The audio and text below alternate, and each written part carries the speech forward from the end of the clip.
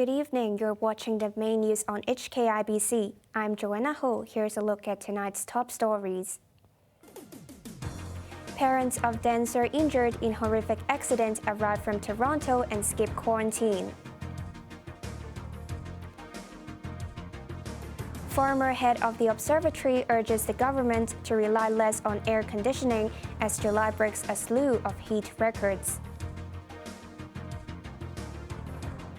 And Pelosi's Asia itinerary fails to mention Taiwan amid threats from China.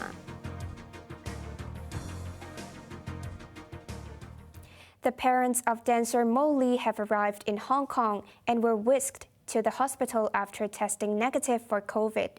This comes as doctors fear he may be paralyzed from the neck down after a gigantic screen landed on him at a concert on Thursday night. Pastor Lee Shing Lam and Mrs. Lee landed in Czech Babcock from Toronto early this morning. They had flown in via Cathay Pacific to see their 27-year-old son, who was injured in a freak accident while dancing at the concert of local boy band Mirror 3 days ago. They were escorted by airline and medical staff onto a 7-seater vehicle to leave the airport. Sources say they took a PCR test at their hotel and obtained a negative result at around 9:30 a.m. They then headed to Queen Elizabeth Hospital to meet with doctors treating their son, including the heads of the intensive care unit, neurosurgery, and a spine specialist. The father was later seen getting onto a minibus arranged by the government as he left the hospital. He was accompanied by staff in protective gear. According to a hospital spokesperson this afternoon, Lee's vitals are stable, but he remains in critical condition. Detectives from the Kowloon West Regional Crime Unit have now taken over the investigation of the accident.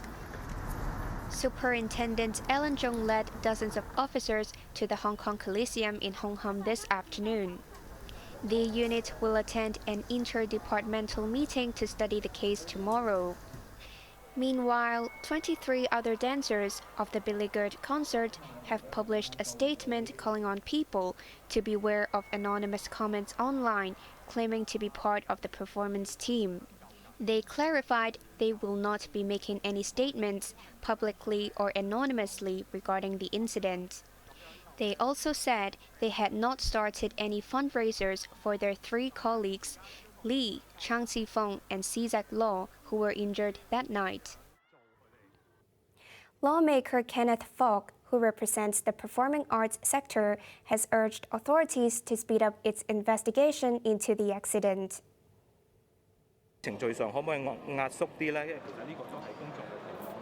Fogg said officers can compress some of the required procedures. He also called on the public to give Mo Lee's family space. In response to an earlier suggestion by Culture Chief Kevin Yeung, Fox said he will express the industry's concerns to the government. Yesterday, Yeung suggested performances should remain simple and relatively static for now, as the cause of the incident is being investigated. This sparked criticism from the Theatre Arts Practitioners Union, which said the official was shirking responsibility onto dancers. According to the hospital authority, the point-to-point transport service for Lee's parents is provided to all compassionate visitors. Chief Manager Gladys Kwan said as long as travelers test negative, they can be exempt from isolation temporarily. This comes as Hong Kong saw 4,634 new infections today, including 179 imported cases.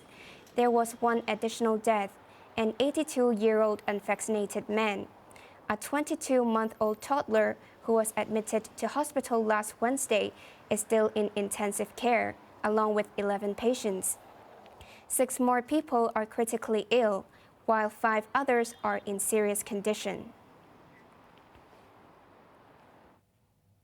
Back locally, a majority of Hong Kongers are hoping the government will further relax entry requirements into the city, according to a local youth group. New Youth Forum is now urging the government to strike a balance between pandemic control and economic recovery. Kelly Pang reports. With travel restrictions easing from many parts of the world, people in Hong Kong are hoping the same can be done here too. That's according to a telephone survey conducted by New Youth Forum earlier this month, which questioned 548 people on their views on COVID policies. Around 70% of respondents said they supported the relaxation of entry requirements. Over 30% wanted the current 7-day hotel quarantine to become 4 days instead, followed by 3 days of home isolation. However, it seems locals are also for continuing various measures when within the city. Over half of the respondents said people should use their real names when registering for the Live Home Safe app. More than 60% want to stop those with a yellow coat from entering high-risk places. They also believe the yellow coat should be expanded to close contacts. According to the group, Hong Kongers support further restrictions in relation to the tracking app to help the local healthcare system from becoming overloaded. New Youth Forum is now urging the government to strictly enforce laws and provide clearer guidelines to close contacts if the yellow code does get expanded. Convener Tan Wing Chun also suggested the government should establish a mainland expert group to speed up the resumption of quarantine-free travel between Hong Kong and the mainland. Kelly Pang, HKIBC. Hong Kong experienced one of its warmest Julys this year, with a record number of hot nights within a month. Former Observatory Director Lam Chiu-ying believes the government should examine the cause of high indoor temperatures instead of relying on air conditioning. Joanna Ho reports. Hong Kong continues to smash weather records this summer. The city saw its second longest streak of the very hot weather warning since it was set up in 1999. And 2/3 of the nights in July were deemed hot, meaning the mercury hit 28 degrees Celsius or above even when the sun went down. This is by far the highest number of hot nights ever since the Hong Kong Observatory started taking records in 1884. Lam Chiu-ying, former director of the Hong Kong Observatory, expects temperatures to only go up from here. And he had some suggestions for the government when tackling the long-term heat. Instead of relying on air conditioning, which he says uses a lot of energy and emits excessive carbon dioxide, Lam said the government should look at the bigger problem: glasses placed on the outer shell of buildings. The glass is heated so much by the sun, and therefore it makes the inside of the house much hotter than it should be, thus creating very heavy loading on air conditioning. The government should take measures to stop this trend of having more glass on the shell of buildings. Otherwise, all of us will be living in glass cages in the future. Lam also suggested low-income families and those living in subdivided flats who may not be able to afford air conditioning can create ventilation in rooms. They can do that by using things like the reverse exhaust fan in their units. Janice Low, HKIBC.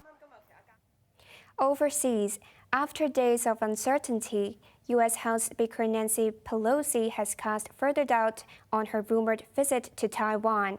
A newly released itinerary for her Asia tour made no mention of the self-governed island as China continues to make threats. Winna Wong reports.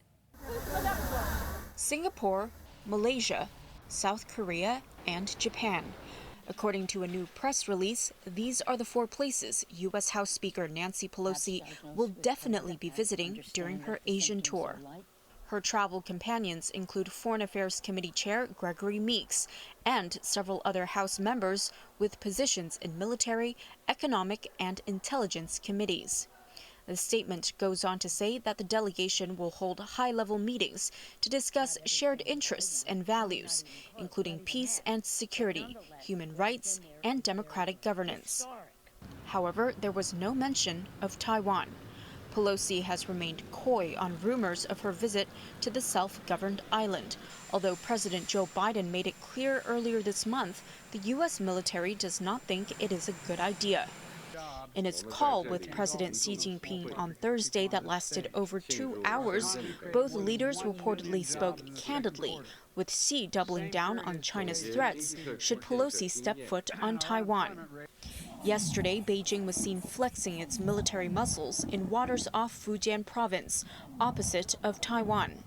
The Chinese government had warned earlier that the U.S. should not play with fire and that it would interpret Pelosi's visit to Taiwan as a malicious provocation.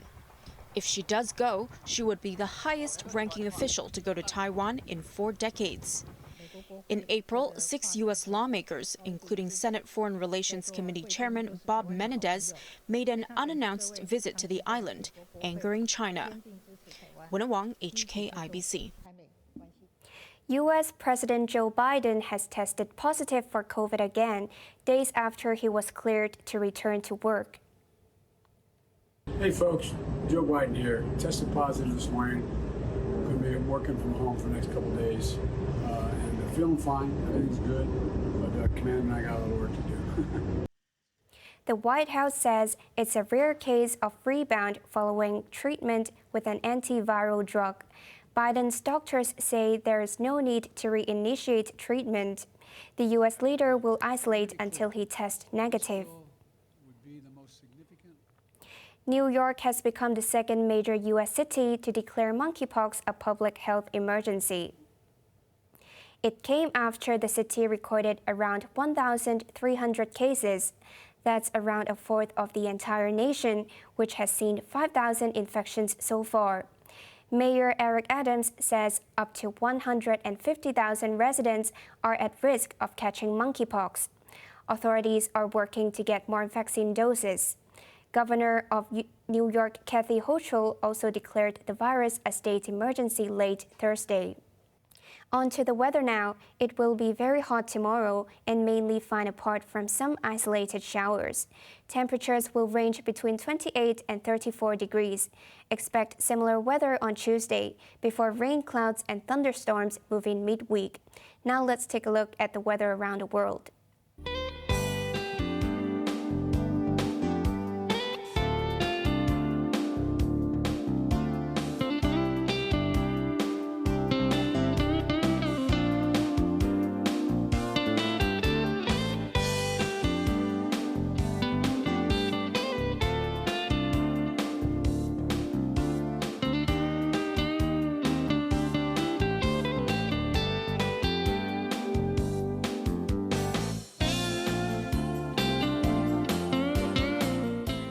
That's our main news for Sunday night. Join us for more news at 11. I'm Joanna Ho. Thanks for watching. Good night.